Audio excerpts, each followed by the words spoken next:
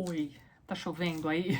Estamos no meio do feriado de Páscoa e não para de chover em São José dos Campos, que é ótimo, porque tá nublado, tá frio, tá joia, tá excelente pra ficar em casa e ler um dos meus livrinhos favoritos pela sei lá, gente, quinta ou sexta vez na vida. Este aqui é o Olhos de Cão Azul, uma coletânea de contos do Gabriel Garcia Marques, sensacional. Gente, eu estou para ler de novo este livro e fazer vídeo aqui pro canal desde o ano passado. Não sei se vocês se lembram. Vou deixar um take rapidão aqui deste vlog de leitura aqui em que nós lemos o Ficções do Borges. Então, no comecinho daquele vídeo, eu digo para vocês que eu estava em dúvida entre fazer aquele vlog sobre o livro do Borges ou este aqui do Gabriel Garcia Marques. Eu deixei este livro para lá porque eu estava, acho que no terceiro conto, e eu não me lembrava de que este livro era tão pesado. Para quem não sabe, pessoal, Olhos de Cão Azul é uma coletânea do Gabriel Garcia Marques de textos que ele escreveu antes de tudo. Vamos só conferir aqui rapidinho quando foi que ele publicou o Revoada, ou o Enterro do Diabo. Já tem vídeo aqui no canal.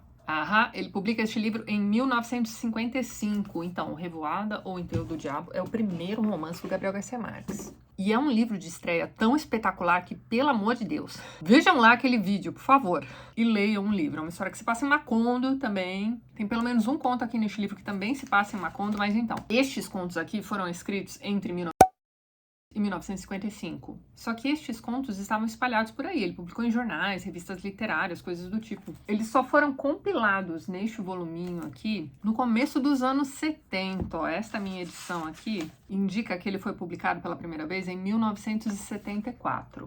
Esta é uma edição de 2003, né? Os livrinhos do Gabo saíam assim, com essa sobrecapa. Eu era uma fofa que anotava a data em que eu comprava os meus livros, veja bem. Um dia antes do meu aniversário de 22 anos, eu era uma fofa. Eu trabalhava das 8 às 5 no laboratório, lá na aclimação, e depois eu ia para São Bernardo dar aula de inglês das 7 às 10 da noite. Ó, só de lembrar dessa época, já fico cansada. Mas tudo bem, foi nessa época aqui em que eu li este livro pela primeira vez. E, gente, vou fazer esta releitura aqui com vocês ao longo do feriadão e comentá-lo conto a conto. Se tudo der certo, este vídeo vai sair no próximo domingo de manhã. E aí, para acompanhar esta leitura, eu separei este livrinho aqui, ó, do Mário Vargas Llosa também, ó, chamado Garcia Marques, História de um Deicídio. Este livro aqui, salvo engano, é o resultado do doutorado do Vargas Llosa. Deixa eu dar uma conferida aqui.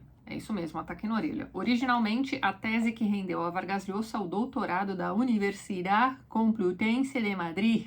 Então, este trabalho do Llosa vai ser publicado alguns anos antes da publicação deste compiladão aqui dos primeiros contos dele. Mas aqui neste livro, eu já vi que ele tem, logo no primeiro capítulo, olha só, a pré-história mórbida, os primeiros contos.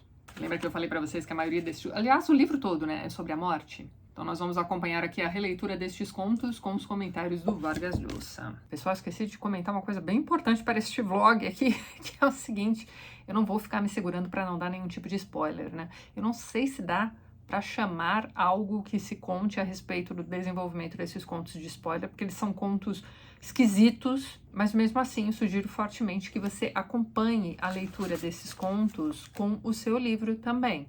Você pode assistir os trechos antes de entrar na leitura de cada um dos contos ou após a leitura de cada um dos contos, caso você se irrite aí com, sei lá, possíveis spoilers, né? Então, só para garantir que vocês não vão reclamar de spoiler depois, estejam aí avisados, certo? Ali estava outra vez esse ruído, aquele ruído frio, cortante, vertical, que conhecia tanto, mas que agora se mostrava agudo e doloroso, como se, de um dia para o outro, se tivesse desacostumado a ele. Bem, terminei de reler aqui a terceira renúncia, o conto que abre aqui esta coletânea.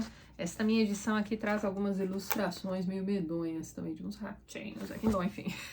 Antes da gente entrar no conto, acho que vale dizer que este livro aqui do Llosa sai um pouquinho antes deles terem se conhecido pessoalmente em Madrid. Então, um cara que escreve um trabalho deste tamanho sobre Gabo, né, só pode ter sido um grande fã. E ele era. Eles se conhecem pessoalmente em Madrid ali, sei lá, por 71, 72, e vão se tornar grandes amigos, tá?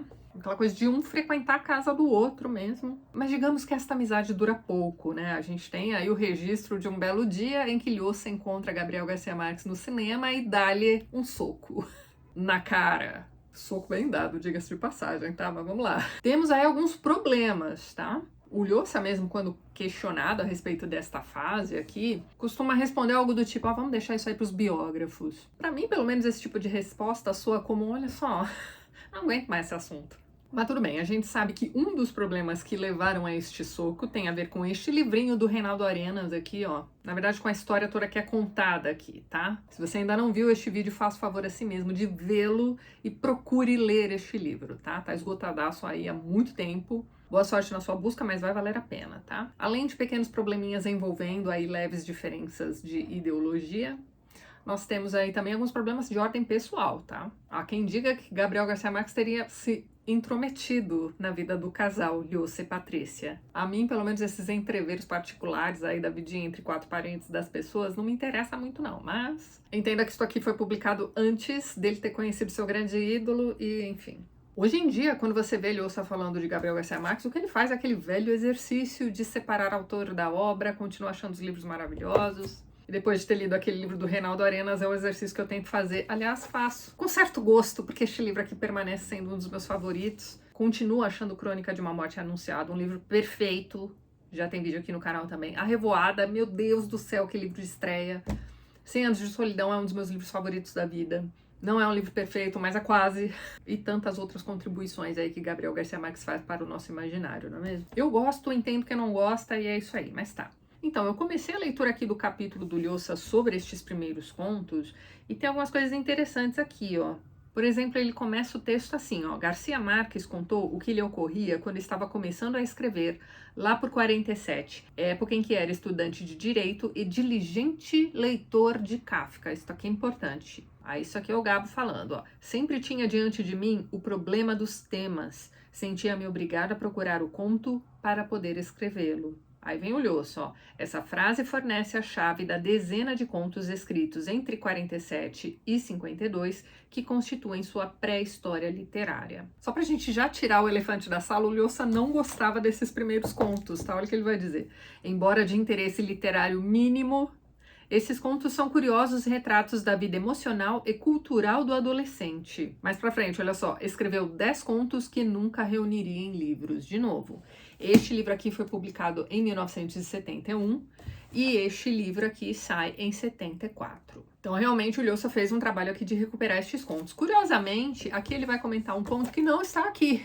Eu anotei aqui no final do livro, ó, Tabu Caim forja uma estrela. Este conto não está aqui. E aqui ele comenta 10 livros, né, dessa pré-história mórbida. Então, este livro aqui é composto por 11 contos. Então, ele tem um capítulo só para falar do Isabel vê chover em Macondo. Isabel vendo chover em Macondo. Então, ele vai tratar deste conto num capítulo separado sobre Macondo, porque Macondo aparece em várias obras do Lhosa, do Gabriel Garcia Marques. O próprio Revoada se passa lá, este conto se passa lá, você tem 100 Anos de Solidão, você tem aquele Ninguém Escreve ao Coronel também. E deve ter alguma outra coisa que eu não li ainda que também se passa em Macondo. Então aqui neste livro você tem um capítulo longo só sobre essas histórias que se passam lá. Então tá, dos 11 restam 10. Só que um dos contos, como eu disse pra vocês, não está contido aqui nesta coletânea. Depois a gente caça no Google aí este conto perdido. Mas então, tem um conto aqui, ó, que não será comentado pelo Lhosa, que é este aqui, ó. A Mulher que Chegava às 6. Vou chutar aqui e dizer pra vocês que pode ser que este aí seja um acréscimo do Gabo no momento da publicação deste livro. Este pode ser, inclusive, o conto de 1955. Talvez seja um conto inédito até o momento da publicação, vá saber. Muito bem, isto posto, vamos ao incrível A Terceira Renúncia. Pessoal, este livro aqui não é tão amarradinho quanto Ficções do Borges, por exemplo, mas existem resquícios dos contos anteriores nos próximos. Então você vai ter personagens que vão aparecer em um conto e lá na frente vão reaparecer em outros momentos da vida. Então alguém que era criança num primeiro conto vai aparecer já idoso lá pro final do livro. O próprio título deste primeiro conto já soa estranho, né? A Terceira Renúncia. Quais foram a primeira e a segunda renúncias? Talvez estejam espalhadas aqui neste livro, é isso que eu quero dizer para vocês. Da mesma forma que o assombro aparece em praticamente todos os contos lá do Ficções do Borges, aqui talvez seja bacana você prestar atenção nessas diquinhas. Bem, aqui neste primeiro conto já fica bem claro pra gente mesmo a influência do Kafka nesses primeiros contos, nessa primeira fase do Gabriel Garcia Marques. Você não precisa ter lido tudo de Kafka, não. Se você já leu um Metamorfose, por exemplo, você vai sentir a mesma esquisitice aqui já neste primeiro conto. Mas então, aqui o que nós temos é o seguinte: nós temos um menino que morre de febre tifoide. Mas o curioso é que o médico que está tratando deste menino, enfim, vai virar para a mãe e vai dizer: olha, ele morreu, mas a gente ainda pode, né, mantê-lo de certa forma vivo. É uma coisa que vai lembrar também, eu não sei se o Lhasa comenta isso aqui em algum momento do livro, mas me parece que tem algo de Poe aqui nesses contos também, principalmente nesse primeiro. Me lembrou bastante também o caso do Sr. Valdemar. Então, o garoto está morto, porém ele não morreu. Então, vai vendo. A mãe compra então um caixão, manda fazer um caixão pro menino. Só que ele vai crescer, porque ele não tá morto. Então ela faz um caixão de adulto para ele e coloca uns travesseiros assim aos pés da criança. Conforme ele vai crescendo, a mãe vai retirando aqueles travesseiros. E a questão é que o tempo passa e ele cresce. E assim, ele percebe tudo ao redor. Ele percebe as velas que a mãe acende, né, mantém acesas, aliás, né, nas 4 pontas ali do caixão.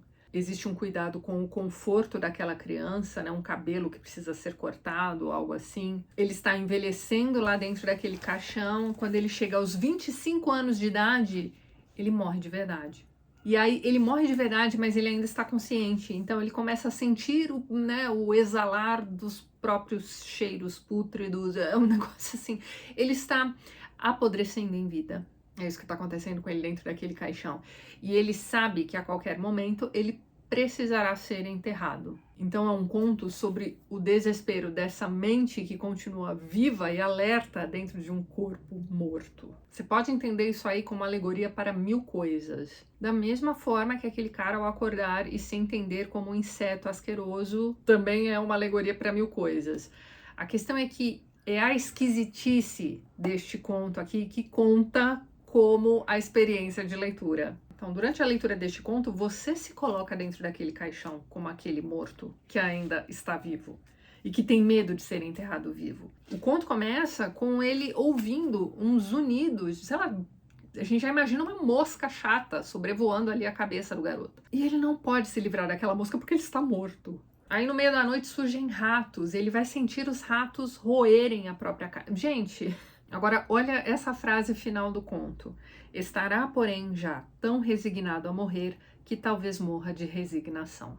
E é isso, meus amigos. Este livro já abre com este conto espetacular. Agora vamos ver aqui o que Lhasa tem a dizer a respeito deste conto. Olha só. Em A Terceira Resignação palpita um convulsivo terror da morte. Olha só aqui, ó. A mescla de fantasia delirante com tom de naturalidade cotidiana, assim como o horror congelado em que brotam toques jocosos. Aí tem uma frase retirada do conto, ó. Sentiu-se belo, envolto em sua mortalha, mortalmente belo. E ele continua, são kafkianos. E aí ele vai passar para uma sinopse do conto, né? Vai fazer um resuminho aqui e vai dizer o seguinte, ó. A leve linha argumental perde-se na descrição das sensações do morto e abundam detalhes atrozes. Aquilo, ele é devorado por ratos e tudo mais. Olha isso aqui, o narrador onisciente se mantém tão perto do personagem, tão encerrado em sua intimidade, que o conto às vezes parece um monólogo do morto.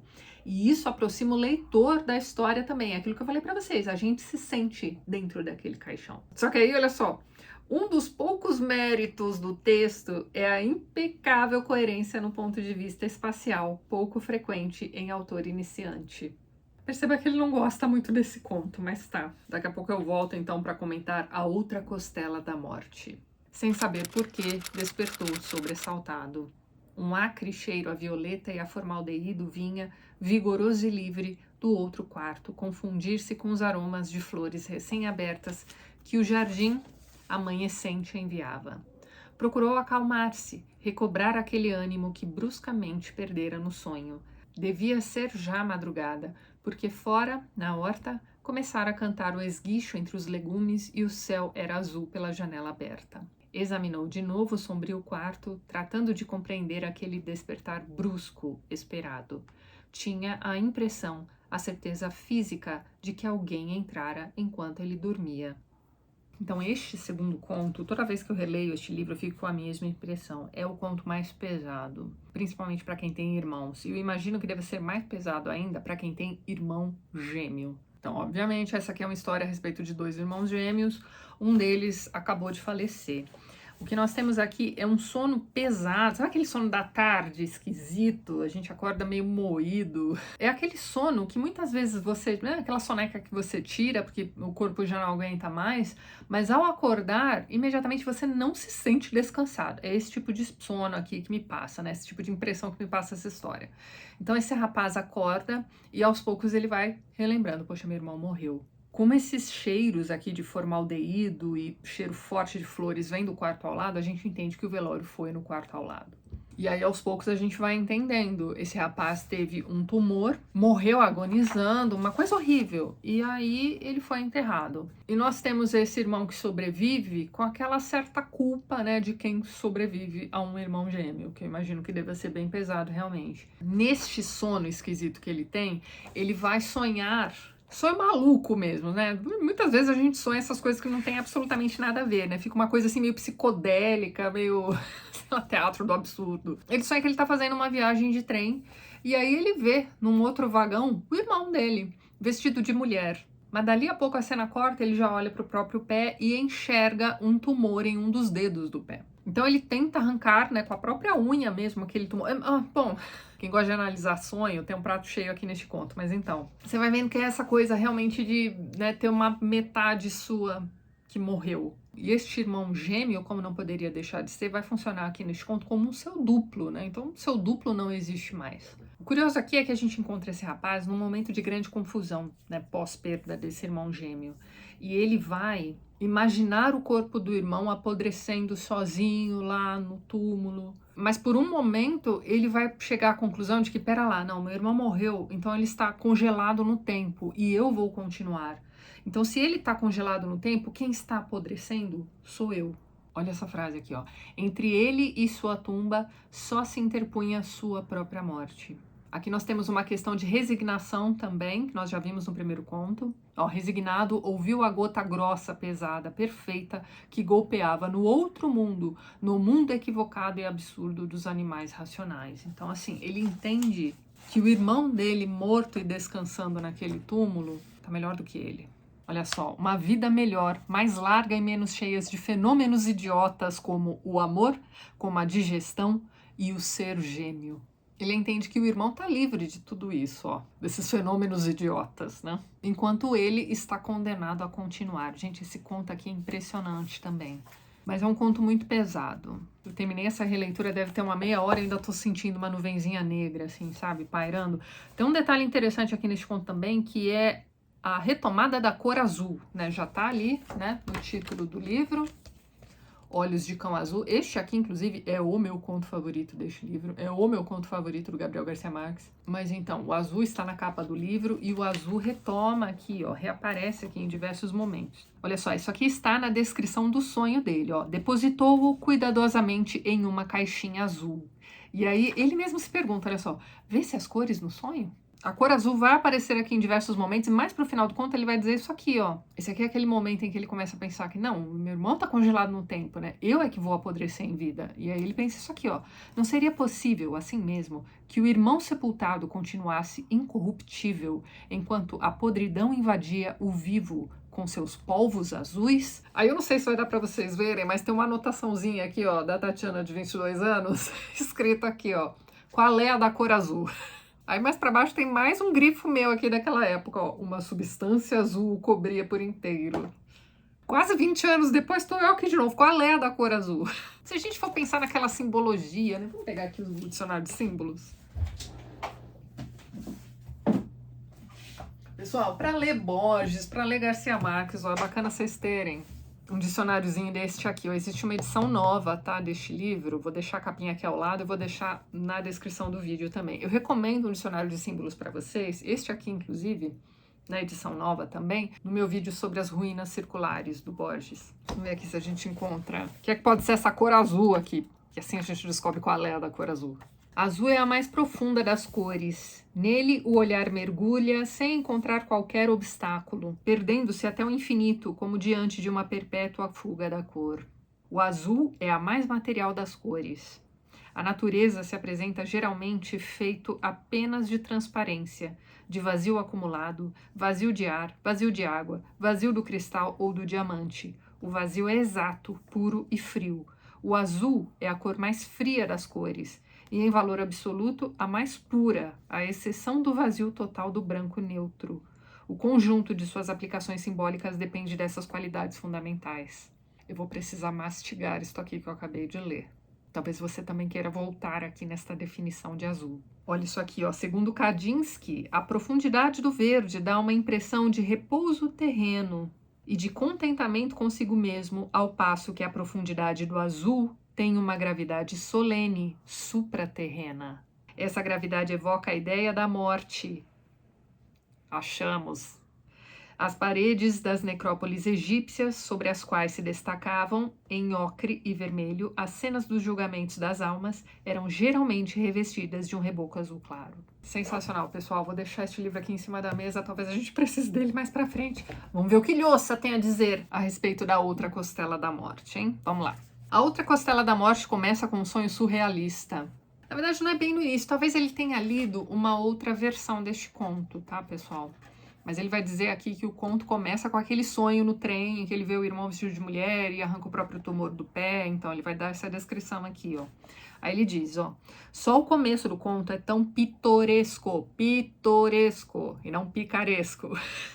Algo que é pitoresco é algo que é digno de ser pintado. Eu sempre vejo as pessoas confundindo essas duas palavras, gente, mas então. Depois sobrevém um drama mental alimentado pelas obsessões de morte e duplicação. Ele tá falando dessa sensação esquisita desse sonho e depois ele diz aqui, ó, de repente, algo mais nítido e nervoso se insinua entre as imagens atropeladas. A lembrança do irmão gêmeo que morreu de um tumor no ventre. Aí olha só, com masoquismo o personagem imagina esse tumor. Ele começa a imaginar, se meu irmão teve esse tumor, eu vou ter também. Ele é meu duplo, não é mesmo? Então é possuído pelo terror ao irmão, ao outro, aquele duplo seu. Eu li para vocês o comecinho do conto, né? E ele se desenvolve para aquela sensação de que alguém entrou no quarto e sentou na ponta da cama. E ele tem certeza que pela forma como aquela pessoa se senta na ponta da cama, é o irmão. E aí ele se lembra, não, mas meu irmão morreu. Cara, é um conto pesado. Eu imagino que para alguém que tenha perdido um irmão, esse conto aqui deva ser bem complicadinho de se ler, tá? Mas pode ser catártico também. E é isso, na continuação aqui do texto do Lhosa, ele vai apenas descrever aqui algumas cenas do conto. Aqui ele não disse o conto é ruim, não faz juízo de valor. Vamos entender que ele gosta desse conto. Eu acho um espetáculo também, mas realmente ele tem um peso maior que os outros, eu acho. Muito bem, daqui a pouco a gente volta para o próximo conto, que é o melhor título desta coletânea. Eva está dentro do seu gato. De repente, notou que sua beleza desabara. Essa beleza que chegou a lhe doer fisicamente como um tumor ou como um câncer. Ainda recordava o peso desse privilégio que levou sobre o corpo durante a adolescência e que agora deixara cair. Quem sabe onde, com um cansaço resignado, com um último gesto de animal decadente. Era impossível continuar suportando essa carga por mais tempo. Nesse trechinho inicial do conto, ó, já tem a resignação aqui de novo, hein? A resignação é o assombro dos olhos de cão azul aqui, né? Vocês repararam que eu resgatei aqui do ladinho, ó? Essa aqui é a luminária que eu usava quando eu gravava no meu quarto, lá na casa dos meus pais. Isso lá no comecinho do canal, hein? Então, pessoal, aqui neste conto nós temos a Eva, né? Ela não tem nome aqui, na verdade, mas a gente vai entender que Eva é o nome dessa moça aqui. E aqui o que nós temos é essa Eva, né? Que foi muito bonita quando jovenzinha e que já está perdendo a beleza. Ela considerava a própria beleza, olha só, alguém tinha que renunciar a continuar transmitindo essa beleza artificial. Ela culpa seus antepassados por essa beleza, né? Ela vai dizer que aquilo ali veio dos genes ali da árvore genealógica, caíram nela ali e que ela não vê propósito naquilo. E ela tá numa fase da vida em que chega, né? Aqui o que nós temos que prestar atenção é o seguinte, Eva não está bem. Existe um certo cansaço aqui sobre essa moça nesse momento. E ela também se sente culpada, de certa forma, por ter continuado a viver depois da morte do menino. Lembra que morre um menino lá no início do livro, né? Na terceira renúncia. Aquele menino morre aos 7 anos de idade, né? Que ele continua vivo até os 25, né? Mas então, aqui neste conto, a gente sabe que esse garoto morreu há 5 anos. Então, faz 5 anos que ela se sente culpada pela morte daquele menino. O menino foi enterrado embaixo de uma laranjeira. Então, ela começa a imaginar que o menino foi se desintegrando, foi se reintegrando à natureza e que, de certa forma, aquele menino está nas laranjas, daquele pé de laranja. E aí, essa ideia de continuidade que ela acha meio estranha, e bem, O que vai acontecer aqui ao longo deste conto é que Eva vai transcender. Ela vai morrer, talvez, mas ela vai continuar. Esse conto é muito estranho. Ela vai continuar, e nisso dela ter se livrado de seu próprio corpo, ela vai ficar com uma vontade inexplicável de chupar uma laranja. Mas ela acabou de sair do próprio corpo, né? Ela morreu. Como é que ela vai chupar uma laranja agora? Então ela precisa entrar em outro corpo. Ela começa a procurar ali pela casa e não tem ninguém. E aí ela se lembra do gato. E aí começa um medo, porque ela não sabe se ao entrar no gato, ela vai continuar com vontade de chupar uma laranja ou de comer um rato. Isso pode acontecer também, não é mesmo? Mas ela resolve arriscar. O conto termina antes da gente saber se ela conseguiu entrar no gato ou não. Mas aí a gente tem o título do conto, né? Eva está dentro do seu gato. Essa é uma das histórias mais malucas que você vai encontrar aqui nesta coletânea. É tudo meio estranho, né? Mas pra mim, pelo menos essa aqui ganha o prêmio. Mesmo porque, olha esse parágrafo final. Só então ela compreendeu que haviam passado já 3.000 anos desde o dia em que teve desejos de chupar a primeira laranja. Porque o que acontece? Ela, né, fica naquela coisa de tentar entrar no próprio gato. Cadê o gato? Ela tá procurando o gato ainda. E aí ela tá procurando a despensa da casa também. Onde é que são as laranjas? E aí ela se dá conta de que ela não consegue encontrar as laranjas. Nem a despensa da casa. Tá tudo diferente. E aí no final a gente descobre que já se passaram 3.000 anos. É muito estranho esse conto. Eu não sei muito bem o que dizer pra vocês além disso. Apenas leiam e digam aí o que vocês acharam dele. Vamos ver o que Lhosa disse a respeito de Eva dentro de seu gato. Olha só, para ele, Eva está dentro de seu gato é quase idêntico ao anterior. O anterior aqui na ordem que ele está comentando é a terceira resignação, ou a terceira renúncia, como é o caso aqui desta minha tradução. E vocês viram que nesses 3 primeiros contos nós temos a questão da resignação ou da renúncia, né, sendo mencionado, certo? Pessoal, reforço a recomendação que eu dei lá no vídeo sobre Borges também. Leiam os contos na ordem proposta pelo autor. Isso vai fazer toda a diferença na sua compreensão da leitura, principalmente para autores como esses aqui, tá? Mas então, para ele, o Eva está dentro do seu gato é idêntico, né? Tem um mote idêntico ao conto lá do garotinho que morre e fica no caixão ali crescendo até os 25 anos. Então, trata-se da morte outra vez, da reencarnação, do torturante desejo de que nem tudo termine no túmulo. Eu não acho que aquele primeiro conto trate de reencarnação, mas tá. Olha isso aqui, ó. Algo a torturava quando era carnal. A beleza, doença que a deixava insone, porque resultado da ação em seu sangue de uns insetos diminutos e quentes, né? Ela culpa a própria beleza pelos genes dela que vieram dos antepassados e tudo mais. Então, o Lhosa entende que desde o começo do conto a Eva já está morta. E aí, olha lá, de repente, Eva sente vontade de comer uma laranja. É uma urgência gratuita e enorme.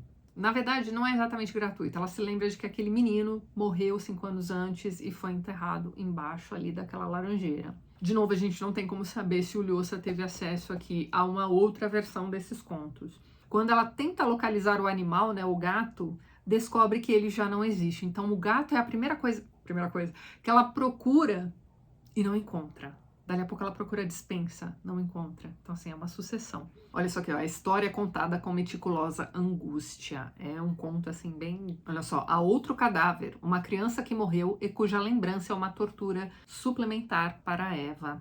A morte está presente em toda a obra de Gabriel Garcia Marques, mas nunca de maneira tão obsessiva e excludente como nesses primeiros anos de sua vida de escritor. Isso tanto é, né, que anos depois o próprio autor resolve reunir todos esses contos aqui no Olhos de Cão Azul. Daqui a pouco eu volto então para a gente conversar um pouquinho sobre Amargura para 3 Sonâmbulos. Agora nós a tínhamos ali, abandonada a um canto da casa. Alguém nos disse, antes que trouxéssemos suas coisas, sua roupa cheirando a madeira nova, seus sapatos leves para o bairro, que não podia acostumar-se àquela vida lenta, sem sabores doces, sem outro atrativo que essa dura solidão de cal e pedra, sempre apertada às suas costas. Alguém nos disse, e passara muito tempo antes que o recordássemos, que ela também tivera uma infância. Talvez não o acreditássemos então. Então, ficou faltando uma parte do áudio em que eu falei com vocês sobre o Amargura para 3 Sonâmbulos. Acho que é esse o título. Tem uma doguinha aqui implorando pra jogar a cordinha pra ela. A outra tá sussa ali no cantinho. Ele levantou, foi embora, se retirou do recinto. Então, como eu dizendo, Amargura para 3 Sonâmbulos. Esse é um conto que...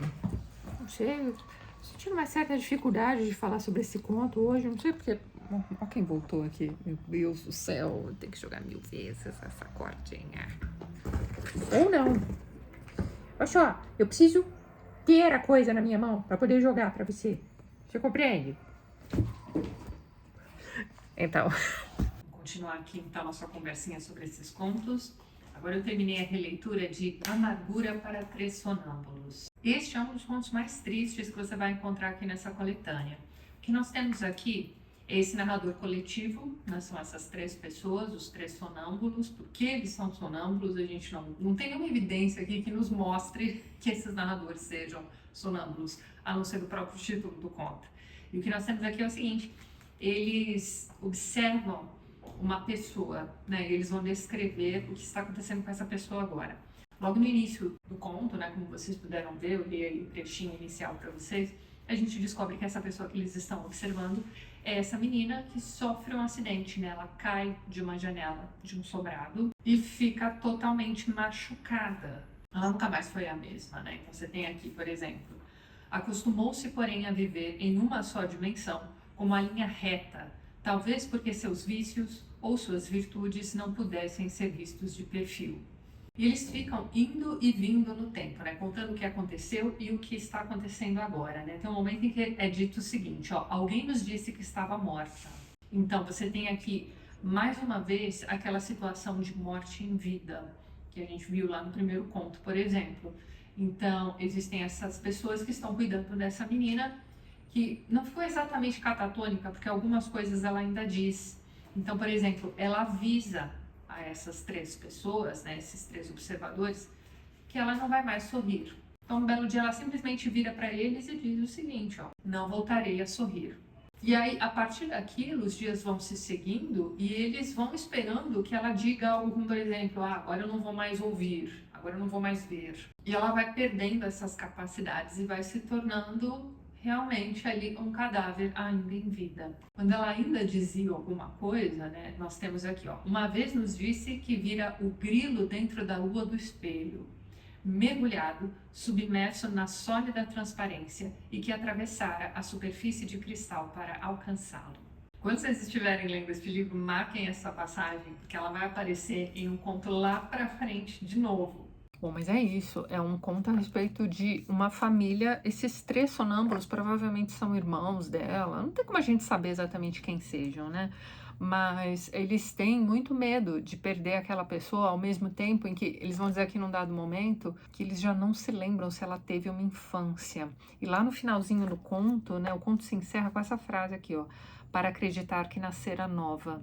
Né? No final, apesar de se sentirem, assim, de certa forma até culpados, eles esperam que ela descanse, né? Eles dizem isso aqui, ó: talvez faltasse muito tempo para isso, mas nós, os três sentados no pátio, teríamos desejado naquela noite sentir seu pranto agudo e repentino, de espelho partido, pelo menos para ter uma ilusão de que havia nascido uma menina dentro da casa. Então, assim, eles perderam a única menina da casa. E já faz tanto tempo que ela não funciona, né, que parece que já não tem mais nenhuma menina lá dentro. Mas no fim das contas eles gostariam que ela renascesse. Bem, vamos ver aqui o que o Lhosa disse a respeito deste conto. Página 207, olha lá. Amargura para três sonâmbulos significa uma mudança do interior para o exterior, do abstrato para o concreto, da realidade ficcional. Realmente você tem ali uma criança que sofre um acidente e você está lendo realmente sobre como aquela criança está definhando. É narrado na primeira pessoa do plural pelos três sonâmbulos do título, mas sua matéria é uma menina. O que é curioso é que eu me lembro de ter lido este conto anteriormente e de ter imaginado que se tratava de uma idosa. Não me pergunte por quê. Continuando, ó. Trata-se de uma figura poética, mais que de um conto, de uma elegia a uma garota que alguma vez caiu no pátio pela janela do segundo andar de uma casa e não morreu, mas ficou, olha essa descrição aqui tá no conto, ó, com os órgãos soltos, desvinculados da vontade, como um morto tépido que não tivesse começado a endurecer. E aí volta o Lhosa, ó: é desde então um ser solitário que vive num mundo próprio e alucinado. Ela vive em linha reta, né? Sobre o conto como um todo, ele diz isso aqui, ó: a linguagem é menos difusa do que nos textos anteriores, mas continua sendo muito literária. Entenda, aqui ele está colocando como um defeito, tá? A linguagem é muito literária. trabalhada com esforço e reminiscente de boas leituras. O Lhasa comenta aqui que, além de Kafka, o Gabo lia muito Faulkner nessa época aqui. Neste conto a gente nota alguma coisa de Faulkner também. Essa coisa de você ter uma família observando uma criança escapando, né? Se esvaindo mesmo. Mas tem mais contos mais pra frente que tem bem mais cara de Faulkner mesmo. Então agora nós vamos para o Diálogo do Espelho e eu já lhes adianto que aqui nós vamos ter uma retomada do conto da costela, né? A outra costela da morte. Então prestem atenção aqui na leitura que vocês também vão encontrar aí várias semelhanças. O homem do tempo anterior, depois de ter dormido longas horas como um santo, esquecido das preocupações e desassossegos da madrugada recente, despertou quando o dia era alto e o rumor da cidade invadia inteiro o ar do aposento entreaberto. Devia pensar, se não o habitasse outro estado de alma, na espessa preocupação da morte, em seu medo redondo no pedaço de barro, argila de si mesmo, que teria seu irmão debaixo da língua. No take anterior, salvo engano, eu falei bobagem, né? Este conto aqui não tem semelhanças com aquele conto da costela. Ele é, na verdade, uma continuação. Então, aqui nós temos, 20 anos depois, né? Aquele mesmo irmão que sobreviveu se barbeando no espelho. E desde o trecho inicial que eu acabei de ler para vocês, a gente nota que tudo que ele faz, ele se lembra do irmão debaixo da terra. Então, aqui a gente talvez possa dizer que ele tem medo da morte desde aquele momento. E aqui, mais uma vez, né, antes que ele comece a se barbear, ele está acordando. Então, esse é um personagem que meio que vive num limiar, né, entre o sonho e a vida acordada, né? E tem um momento aqui em que ele vai falar sobre as tarefas da rotina, né, ó, barbear-se, tomar o ônibus, resolver as equações do escritório e tudo mais. Então, são coisas que para ele são pesadas, provavelmente por estar fazendo isso já há bastante tempo, mas que isso aqui em sonho seria muito mais leve. Então, o estado de sono aqui neste conto vai funcionar mais ou menos como o estado da morte, como funcionou lá naquele conto anteriormente também. Então, aqui ele retoma aquela ideia de que a morte é mais fácil do que a vida. De certa forma, errado ele não está, né? Para pensar. Mas tudo bem, ele precisa levantar e trabalhar e precisa se barbear antes disso. Então, quando ele está lá se barbeando, talvez por não conseguir superar a morte do irmão gêmeo, tá lá ele olhando no espelho, se barbeando, quando ele dá um negócio nele e ele acha que ele está vendo, né, no espelho o irmão e não o reflexo de si mesmo. Eles eram gêmeos idênticos, né? Tem uma cena naquele conto anterior em que um barbeiro vem preparar, né? Vem ajudar a preparar o corpo do irmão para o velório. E aí o barbeiro tá lá, né? Retirando aquela barba espessa. E ele fica observando o barbeiro fazendo aquilo, e conforme o barbeiro vai retirando a barba, ele vai percebendo que o irmão é igualzinho a ele. É lógico que a vida inteira ele soube disso, né? São irmãos gêmeos. Mas é uma coisa meio assustadora, é como se você estivesse se vendo morto. Para pensar, isso deve dar um chacoalho aí na pessoa, não é? Não deve ser uma constatação muito agradável de se fazer. Mas aqui ele vai retomar essa imagem, tá? Ele mesmo lá, anos e anos depois, se barbeando e imaginando o irmão do outro lado. Mas ele mesmo tenta voltar para a razão e pensar, não, é só meu reflexo no espelho, e continua. Só que aí, de repente, o espelho começa a fazer algumas coisas que ele não está fazendo. Primeiro é por um nanosegundo, assim, sei lá, de repente o espelho pisca antes dele. E aí ele começa a fazer algumas coisas de propósito, né? Ó, sorriu, sorriu. Mostrou a si mesmo a língua, mostrou ao da realidade a língua. Então, tudo que ele está fazendo, o espelho está repetindo. Como deveria ser, não é mesmo? Aí, olha só, mas agora ele pôde observar que havia algo de estúpido, de artificial e de falso nesse sorriso que lhe era devolvido. E aí ele segue, alisando o cabelo, até que, eu não vou dizer o que exatamente, mas o espelho vai fazer uma coisa muito diferente do que ele está fazendo. E aí ele tem certeza de que aquilo que ele está vendo no espelho é o irmão. Não é si mesmo. E nesse momento ele tem uma sensação de que atrás dele tem alguém. Atrás dele mesmo tem alguém. Cara, esse conto é muito bom. É como se ele tivesse descoberto uma falha na Matrix, né? Mas a questão é que ele viveu, né, até a morte do irmão com um duplo real. Então é como se ele pudesse a qualquer momento reconhecer o seu duplo se ele reaparecesse. E aqui nesse conto ele reconhece. Esse conto é um espetáculo. E durante toda essa manhã aqui ele está tentando lembrar um nome de um estabelecimento, que é um armazém de uma moça chamada Mabel. Mas ele não consegue lembrar essa palavra Pandora. Então você tem aí também aquela coisa de caixa de Pandora, a última coisa que ficou lá dentro foi a esperança. Você pode linkar essas interpretações aqui a este conto também, mas este conto se basta sem você se preocupar com a questão da Pandora. Este conto é um espetáculo, mas não é meu favorito é o próximo, Olhos de Cão Azul. Mas antes, vamos ver o que nosso amigo Lhosa disse a respeito do diálogo no espelho. Aqui, ó, Lhosa, ó. Diálogo no espelho continua a outra costela da morte. Pronto. Não sou só eu que estou te dizendo isso, o Lhosa também. Nele se revela que o conto anterior narrava eram apenas preocupações e desassossegos da madrugada. O novo texto é tão imaterial quanto o anterior. E aí ele vai fazer a sinopse. Por alguns instantes acredita perceber, talvez invente, furtivas desarmonias entre seus próprios movimentos e os da imagem. Ele pode estar só imaginando, ou ele pode nem ter acordado ainda daquele sono. Olha só, esse conto, como os anteriores, situa-se numa realidade interior e subjetiva que convém denominar abstrata. Aqui, gente, ele não está considerando o conto da menina, né, dos sonâmbulos, porque ele leu esse conto dos sonâmbulos depois deste aqui, tá? Aquele conto ele acha que trata do mundo real e todos os anteriores desse mundo aí indefinido. Então me olhou. Eu pensei que me olhava pela primeira vez. Logo, porém, quando deu a volta por trás do velador e eu continuava sentindo sobre o ombro, as minhas costas, seu escorregadio e gorduroso olhar, compreendi que eu é que a olhava pela primeira vez. Acendi um cigarro, traguei a fumaça áspera e forte, antes de fazer girar a cadeira, equilibrando-a sobre uma das pernas de trás. Depois disso eu a via aí, como em todas as noites, parada junto ao velador, olhando-me. Durante breves minutos só fizemos isso, olhar-nos. Não adianta, eu vou ler este conto aqui 1000 vezes e 1000 vezes eu vou achar este conto maravilhoso. Então aqui o que nós temos é o seguinte, nós temos um conto que vai destoar um pouquinho dos demais, porque ele não trata exatamente da morte. Na verdade, assim, ele trata de um estado de sonhos.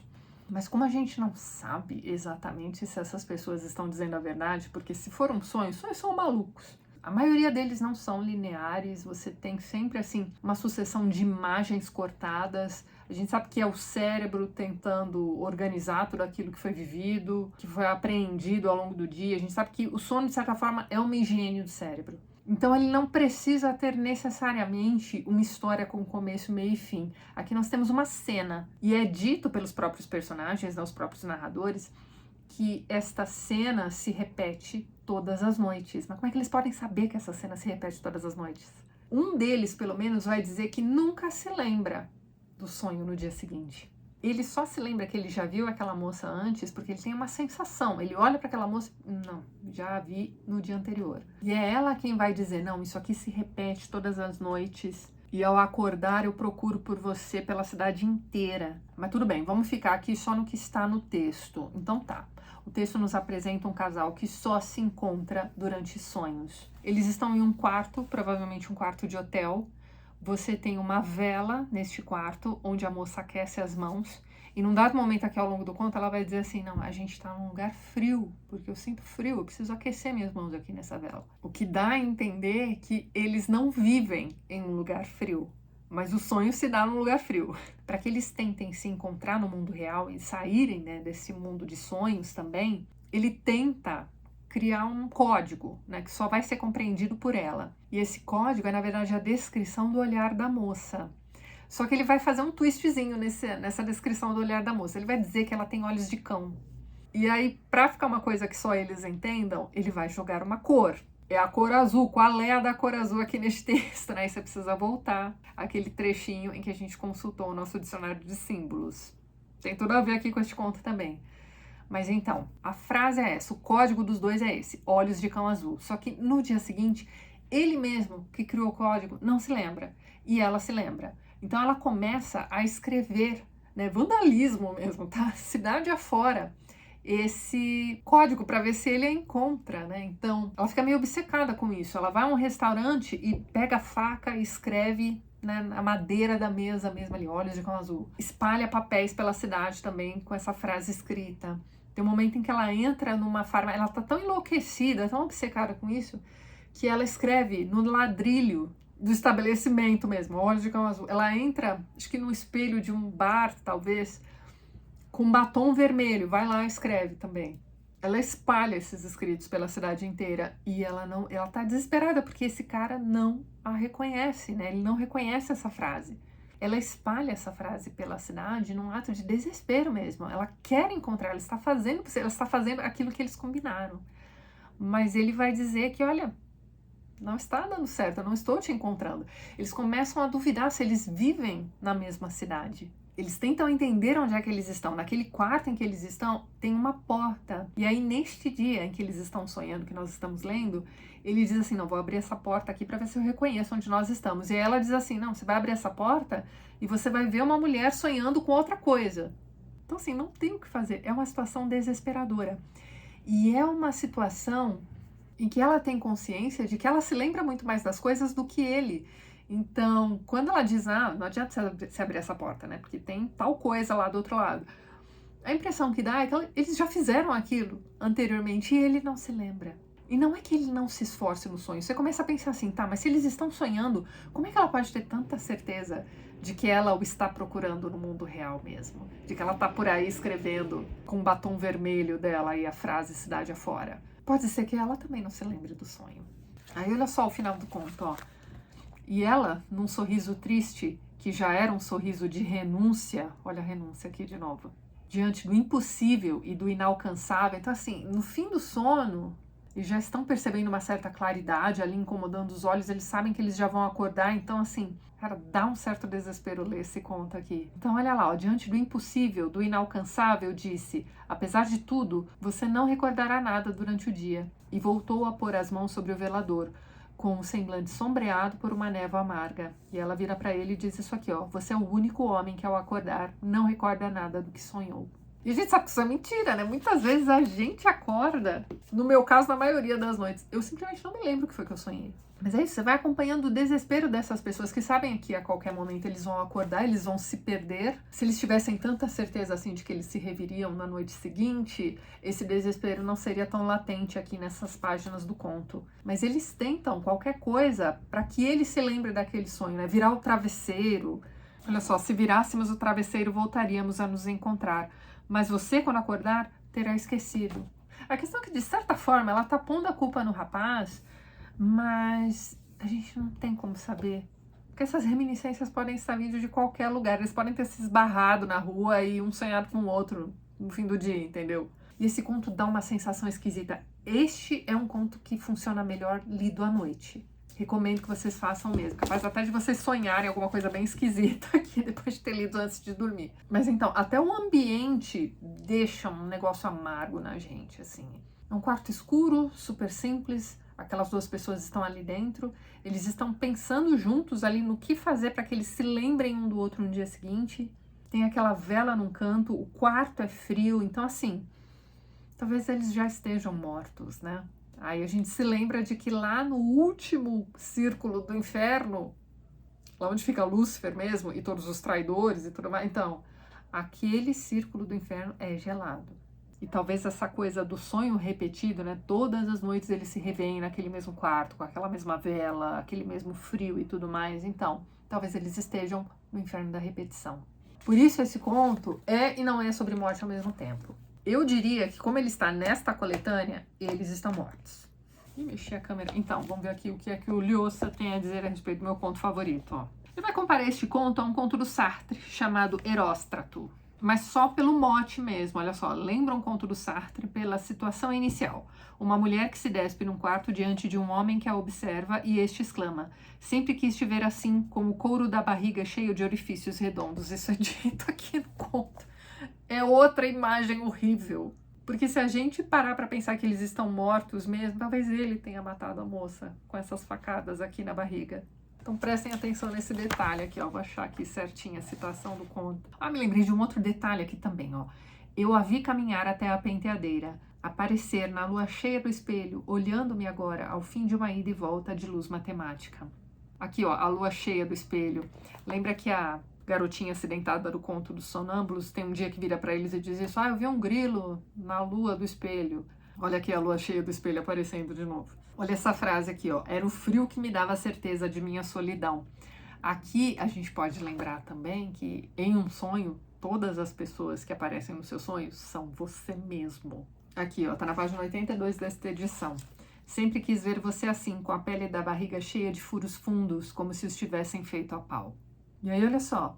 E antes que eu percebesse que minhas palavras se tornaram rudes diante de sua mudez, ela ficou imóvel, aquecendo-se junto ao velador e disse: às vezes acho que sou metálica. Cara, é um sonho bizarro. Voltando ao Lhasa, ó, ele diz isso aqui, ó.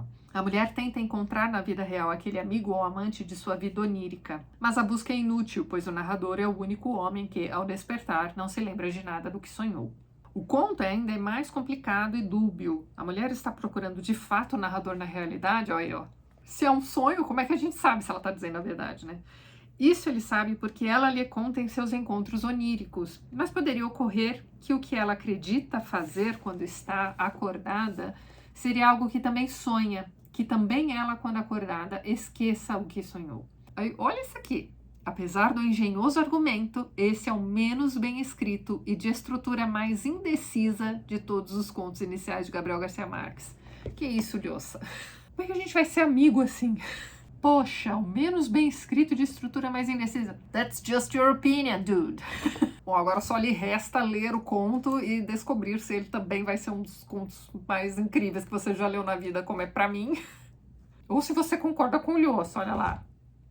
Menos bem escrito, ele foi até fofo.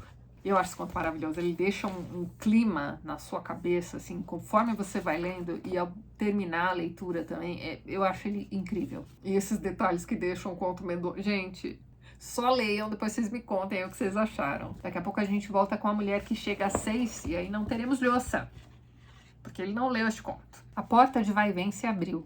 A essa hora não havia ninguém no restaurante do José. Acabara de bater às 6 horas e o homem sabia que às 6h30 começariam a chegar os fregueses habituais.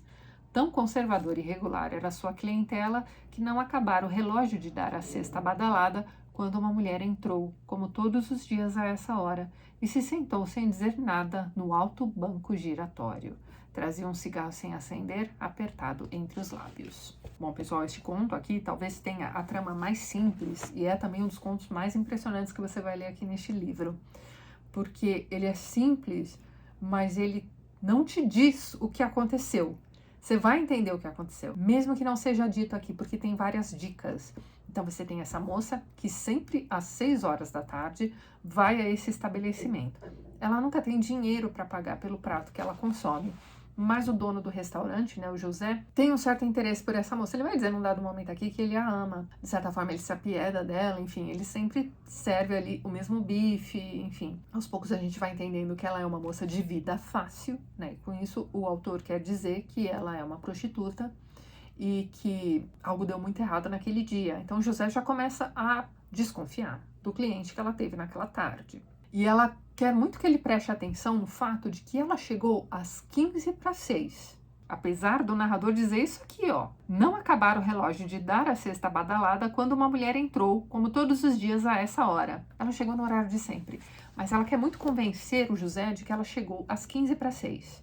No dado momento ele vai até concordar. Não, beleza, eram antes das 6, sim, porque eles conversam, né? Eles batem um papinho ali. E aí quando ele olha no relógio, realmente ainda não tinha dado 6 horas. Bom, fica uma coisa assim meio esquisita. E ele nota que ela entrou sozinha, os demais ainda não tinham chegado. E aí tudo bem, você vai notando esse esforço que ela está fazendo para que ele, né, confirme que ela estava lá desde as 15:06. Por que isso? Porque ela fez alguma coisa. Ela chega mais cedo nesse dia exatamente para se despedir dele. Ela nem queria comer, mas ele vai lá e faz o bife para ela. Então assim, eles vão conversando.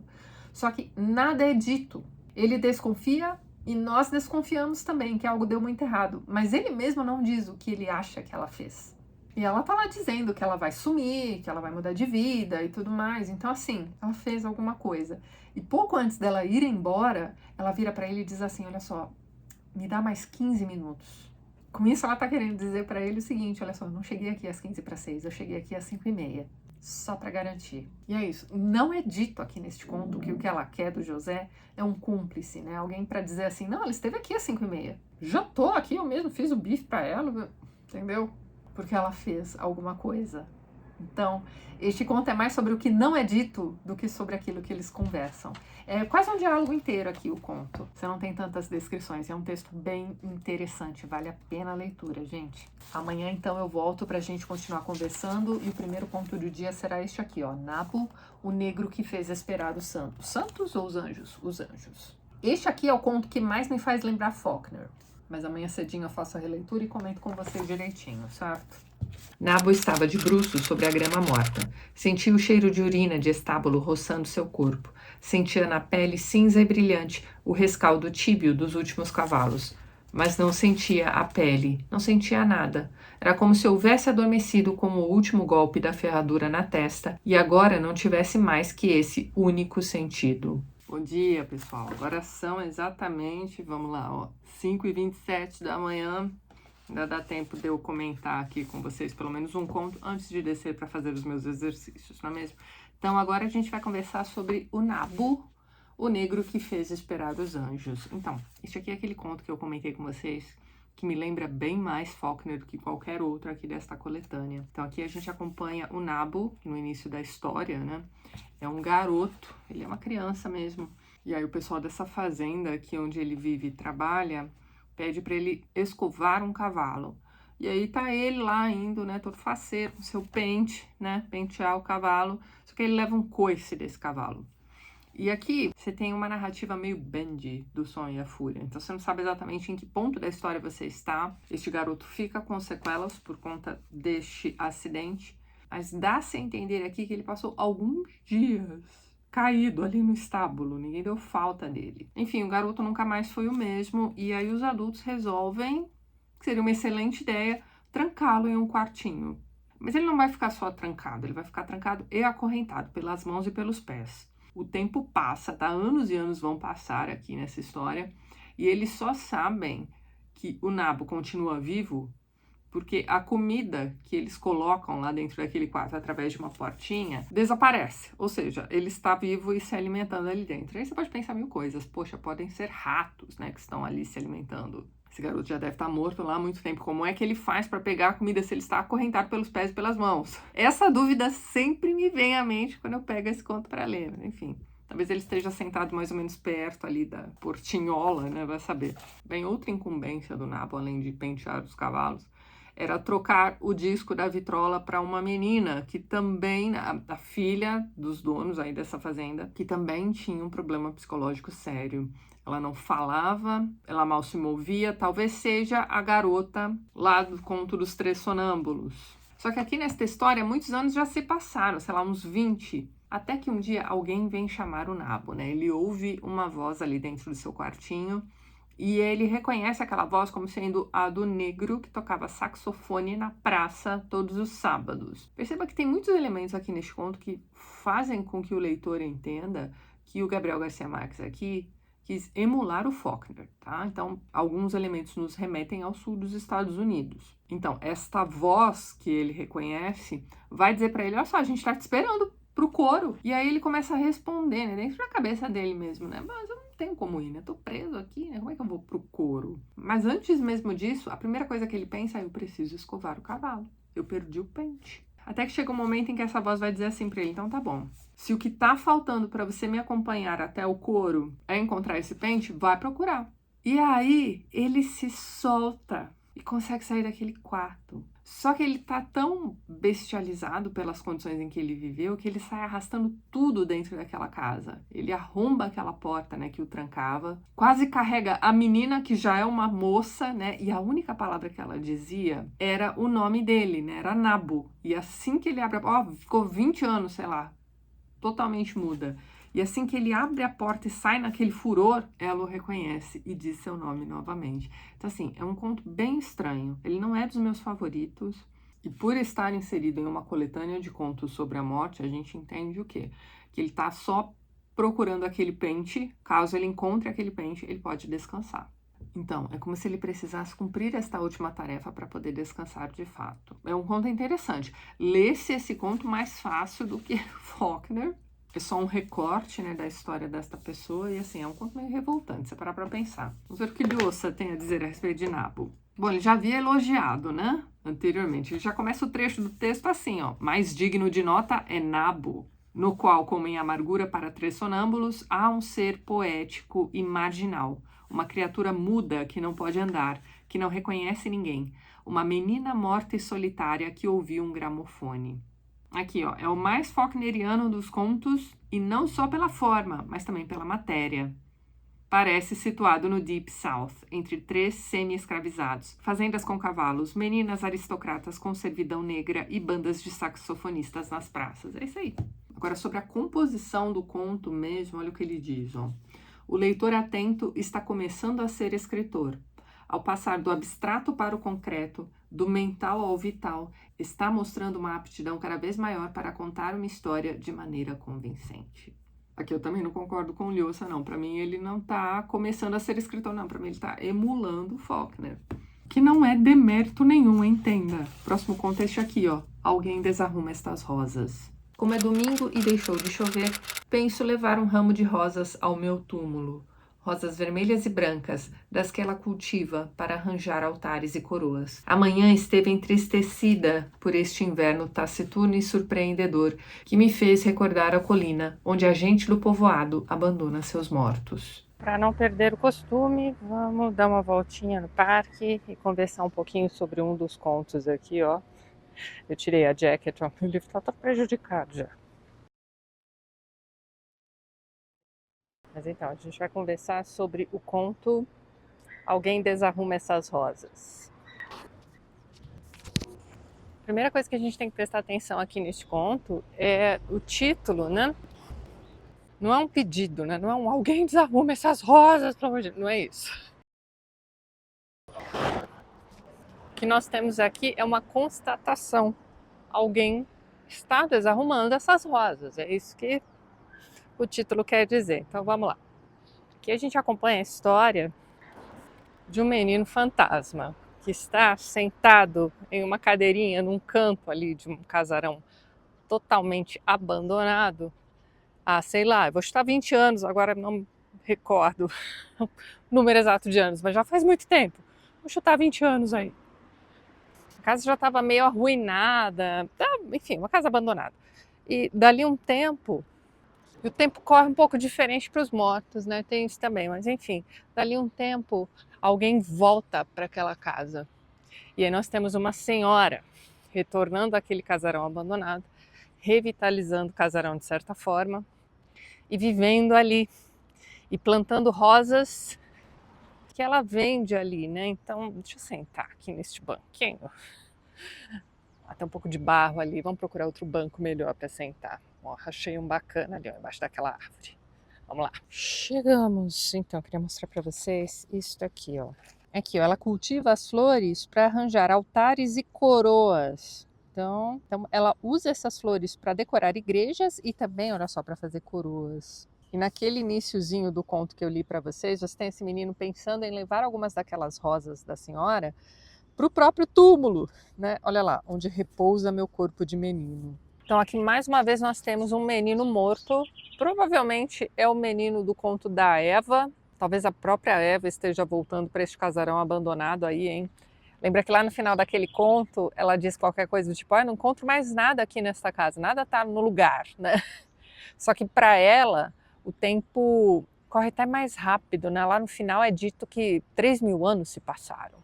Aqui nós temos apenas algumas décadas, né? Mas enfim, então a situação é essa.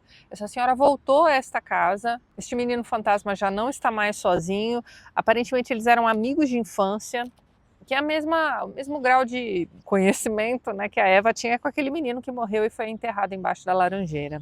Mas é isso, nesse domingo de manhã, ele está preocupado em pegar uma flor ali dos arranjos dessa moça e levar para o próprio túmulo. Conforme você vai lendo este conto, você vai vendo que essa não é a primeira vez que ele faz isso. E quando ele faz isso, existe ali um movimento, né, digamos, dentro daquele quarto onde ficam as rosas, que ela vai atribuir ao vento. Mas lendo este conto, a gente descobre que não é exatamente o vento que está movimentando. Oi! Oi! Bom dia! Oi, bom dia! Opa, imagina! Ai, muito simpático. Sempre tem um cachorrinho aqui conversando comigo quando eu gravo pra vocês, mas então. Então, eu tinha dito pra vocês que eram uns 20 anos, né, que tinham se passado, mas na verdade foram 40, ó. Pareceu-me que era ainda igual a menina que há 40 anos se debruçou sobre a minha cama, neste mesmo quarto, e disse: olha que coisa bizarra.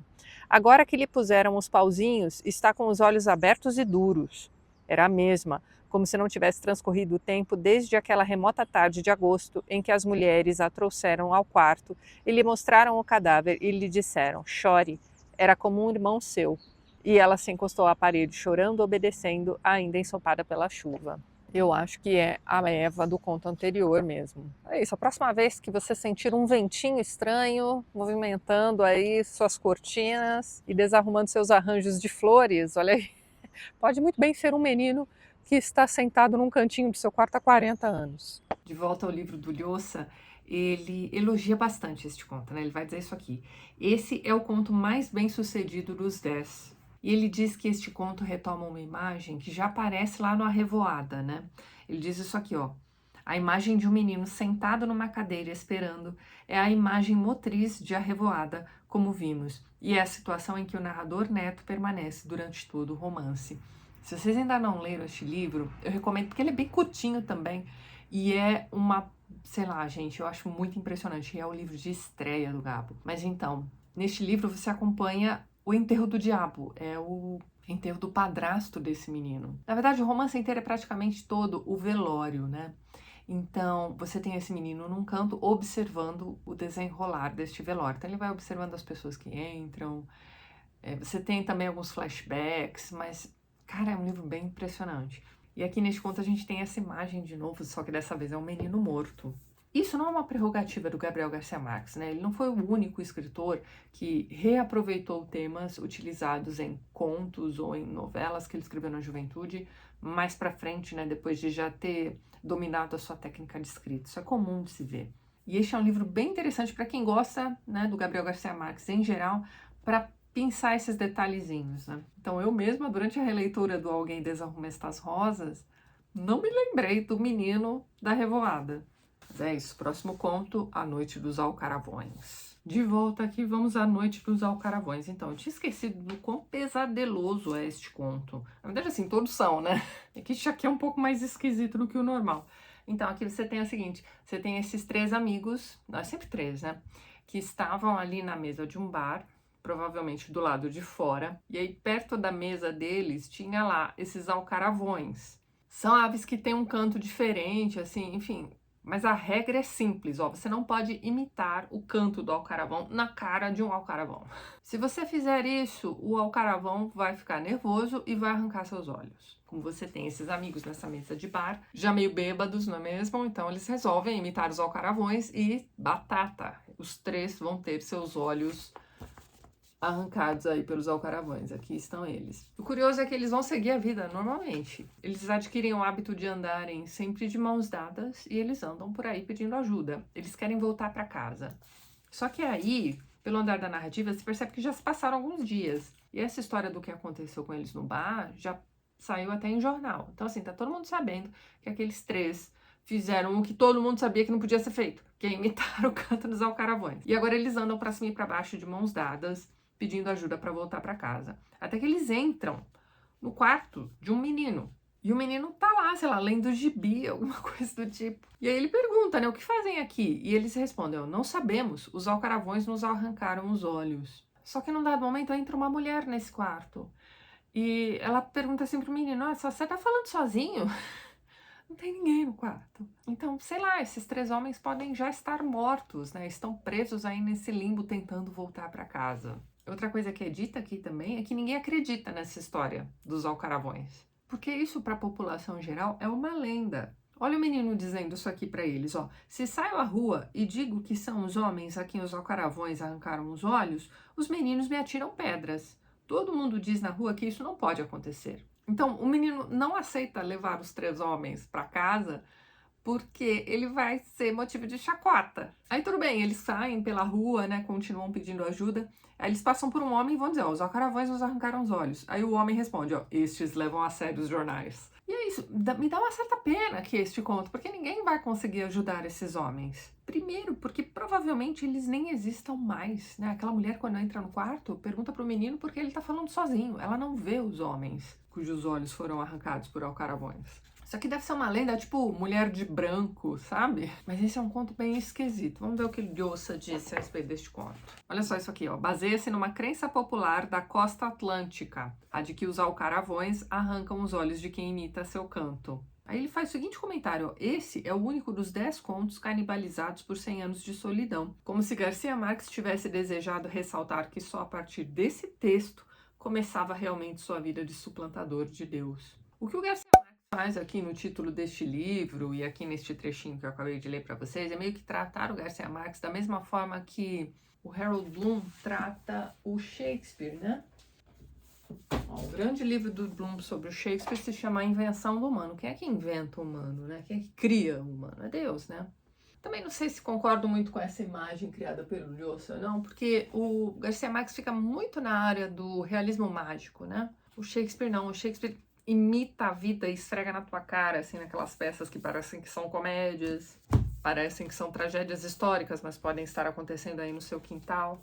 O Garcia Marques, em geral, né, não exatamente aqui neste livro, ele tá mais preocupado em te mostrar alegorias para a vida, né? Mas para a maioria dos seus escritos, você realmente precisa vestir os óculos, né, da realidade fantástica. E muitas das histórias que a gente encontra aqui neste livro, né, para mim, pelo menos, se assemelham a pesadelos, né? E ainda falta comentar com vocês o último conto aqui, ó, Isabel vendo chover em Macondo. Acho que eu já comentei com vocês que o Lhosa escreve um capítulo inteiro aqui neste livro sobre Macondo, né, que aparece em diversas obras do Gabo. Então eu vou reler o conto, ler com atenção aqui este capítulo todinho e ver o que eu posso destacar aqui para esta nossa conversa. Daqui a pouco eu volto.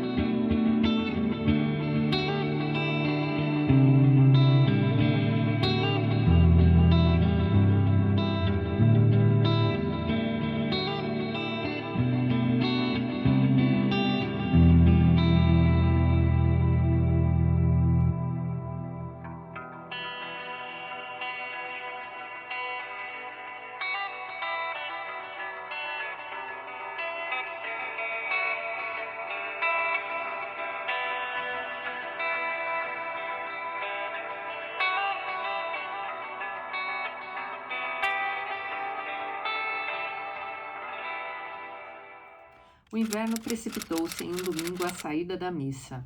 A noite de sábado tinha sido sufocante, mas ainda na manhã de domingo não se pensava que pudesse chover. Depois da missa, antes que nós mulheres tivéssemos tempo de encontrar o fecho das sombrinhas, soprou um vento espesso e escuro que varreu em uma ampla volta redonda o pó e a dura seca de maio. Alguém disse junto a mim, é o vento de água. E eu já sabia. Desde que saímos do átrio e me senti estremecida pela viscosa sensação no ventre. Os homens correram para as casas vizinhas com uma mão no chapéu e um lenço na outra, protegendo-se do vento e da polvadeira. Então choveu, e o céu virou uma substância gelatinosa e gris que esvoaçou a um palmo de nossas cabeças. E Isabel vendo chover em Macondo. Então, aqui neste conto, nós temos uma chuva que cai em Macondo de domingo a quinta-feira, salvo engano. Menos de uma semana. Mas é aquele tipo de chuva de Macondo que parece que não vai acabar nunca. E as coisas só vão melhorar quando estiar, né? E aí tem uma coisa estranha aqui acontecendo. Não é um texto agradávelzinho de se ler, não é uma chuva romantizada, né? Sei lá. É uma chuva torrencial que não passa. E assim, as pessoas ficam confinadas, né? Elas não podem sair porque tá chovendo pra caramba.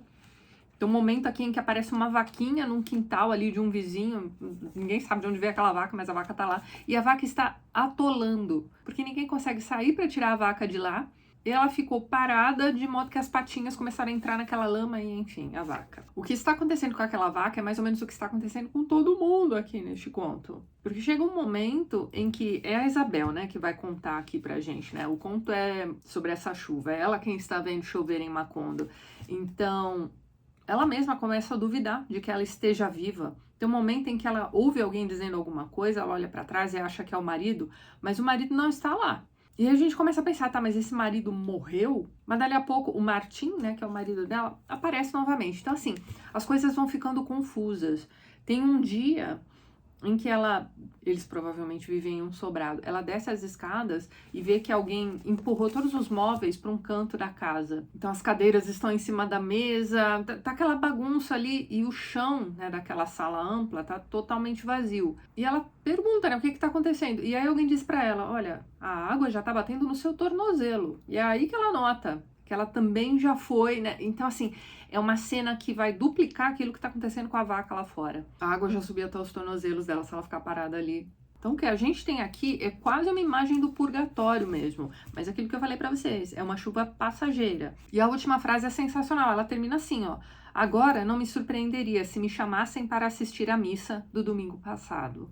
Choveu tanto e por tanto tempo, né, as pessoas perderam a noção do dia e da noite, né, porque ficou escuro pra caramba, né, durante essa tempestade toda. Então o tempo ficou tão confuso que ela não ia achar estranho se alguém a convidasse para assistir a missa do domingo passado. É maravilhoso, mas aí, pessoal, eu li também o texto do Lhosa sobre este texto, e como eu tinha dito para vocês, ele não vai falar só do Isabel chovendo, a Isabel que chove. Então, ele não fala só sobre o Isabel vendo chover em Macondo, ele vai falar também sobre a Revoada, ele vai falar sobre 100 anos de solidão, sobre Ninguém Escreve ao Coronel, e tem outras histórias em que Macondo ou é mencionada ou realmente é o pano de fundo, é o ambiente, né, em que a história se passa. E é um estudo bem minucioso mesmo, tá, de Macondo como um todo. Então, se você tem interesse em um ensaio sobre essa cidade fictícia, ó, fica a dica aqui para vocês desse capítulo todinho, ó. Ele vai dizer que esse conto da Isabel, que encerra essa coletânea, faz parte de um todo omitido. Então, realmente, aqui você tem só uma ceninha de Macondo. Aqui, ó, é um pequeno dilúvio verossímil. Começa no domingo e termina na quinta, né? Diferente do dilúvio que cai nos 100 anos de solidão, né? Vou lendo aqui para vocês uns trechinhos que eu marquei referentes a este conto, ó. A presença mais poderosa nessa primeira imagem de Macondo é a natureza. Então, essa foi a primeira história sobre Macondo que ele escreveu. Este conto foi publicado bem antes da Revoada, por exemplo. Nossa, o conto revela mais o meio físico do que o social, mais a natureza do que os homens. Nada diz de sua história, pouco sobre sua gente, mas bastante sobre sua paisagem e seu clima. Tanto é que a gente nem sabe se o Martim, né, o marido da Isabel, está vivo ou morto. Ai, tem uma cena terrível aqui, né? Porque tá chovendo tanto que o cemitério da cidade também é inundado. E aí eles vão dizer que os corpos começam a ser levados pela enxurrada. Pare e pensa nessa imagem, que coisa medonha. Olha lá, a chuva violou os túmulos e arrasta os mortos pelas ruas. Gente, é medonho. Então você vê, mesmo que a Isabel ainda esteja viva, na nossa dimensão, tem algo sobre a morte ali neste conto. Olha, ele vai dizer que as imagens mais fortes deste conto são a decomposição, a decadência e o perecimento. Né? Chuva é maravilhoso, né? A gente adora quando chove, né? A gente torce para que chova, enfim. Principalmente quando você está em casa, né? Quando você está no meio da rua, precisando pegar ônibus para voltar para casa, chuva é uma nhaca, né? Mas mesmo para você aí que gosta de chuvas, né, em qualquer situação, para pensar, uma semana inteira chovendo torrencialmente. Há algo de perturbador naquela chuva, sua duplicidade. É água que cai do céu e também símbolo de destruição, metáfora da lenta morte das coisas e dos seres da realidade ficcional. É isso, as chuvas de Macondo são assustadoras. Depois você tem todo um trechão aqui sobre a escrita do conto. Ele vai comparar com a Revoada também. Depois ele passa para a história de Macondo, ele vai fazendo, ele coloca tudo em ordem cronológica, todas as histórias que mencionam Macondo, você tem tudo aqui. Então, por exemplo, ó, a fundação da cidade, a companhia bananeira, né, que aparece em 100 anos de solidão. Depois, finalmente, a Revoada, o apogeu de Macondo, a decadência, ó. Gente, isso aqui é muito interessante. A sociedade ficcional também. Gente, sério, eu vou parar de falar sobre este texto, mas ele é maravilhoso. É um prato cheio para quem gosta de Gabriel Garcia Marques. Ainda não li o livro inteiro, mas só por esses 2 capítulos que eu li, ó, recomendação forte aqui para vocês. Mas assim, este é um livro interessante, principalmente para quem quer acompanhar a produção do Gabo até 1971, que é quando o livro foi publicado, tá? Ó, pra você ter uma ideia, este livro de contos aqui ainda nem tinha sido compilado, tá? Então, a última obra comentada aqui, por exemplo, é Os Funerais de Mamãe Grande, mas enfim, tem todo um capítulo imenso também sobre o romance total, é assim que ele chama os 100 Anos de Solidão. Sigo achando este livro maravilhoso, meu conto favorito segue sendo Olhos de Cão Azul mesmo. Sério, você passa pela terceira renúncia, depois você chega a outra costela da morte, Eva está dentro do céu. Gente, é um livro perfeito. Mas é claro, na minha opinião, ele é considerado pelo Lhosa o livro mais fraco. Deve ter outros leitores de Gabriel Garcia Marques aí também que detestem este livro, mas eu acho ele maravilhoso demais. Outra coisa a respeito de Olhos de Cão Azul, que eu esqueci de comentar com vocês, não sei como... Bom, tem uma música do A-ha sobre este livro, mais especificamente sobre este conto também. A música se chama The Blood That Moves the Body, e é meio que um desdobramento do que acontece com aquele casal dentro daquele quarto. Se você nunca ouviu essa música, sério, ouça. Vou deixar o link na descrição do vídeo. Ouça antes de ler o conto e depois, para você entender direitinho. Os contos são pesados, principalmente os primeiros. A depender aí do momento que você esteja vivendo, talvez seja melhor guardar o livrinho para depois. São contos esquisitos, todos eles têm cara de pesadelo. Não existe nada exatamente assustador aqui dentro.